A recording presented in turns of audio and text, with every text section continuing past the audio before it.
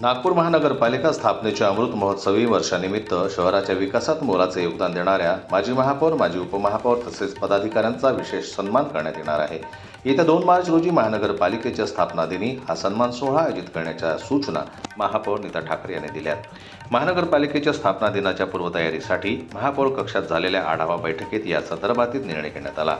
गेल्या 75 वर्षाच्या कालावधीत नागपूर शहराच्या सर्वांगीण विकासात योगदान देणाऱ्या माजी पदाधिकाऱ्यांप्रती कृतज्ञता व्यक्त करण्याचा हा उपक्रम असल्याचं महापौरांनी स्पष्ट केलंय।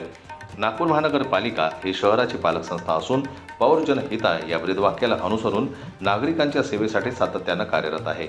या अमृत महोत्सवी वर्षाचं औचित्य साधून हयात असलेल्या माजी पदाधिकाऱ्यांचा सन्मान करण्यात येणार असून दिवंगत पदाधिकाऱ्यांच्या कुटुंबियांनाही सन्मानित करण्यात येणार आहे। बैठकीत महानगरपालिकाचे वरिष्ठ अधिकारी व कर्मचारी उपस्थित होते।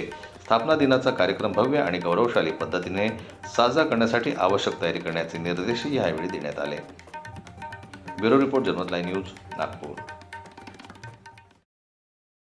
मराठी बातम्यांसाठी जनमत लाईव्हला लाईक करा, सबस्क्राईब करा आणि बेल आयकॉनला दाबायला विसरू नका।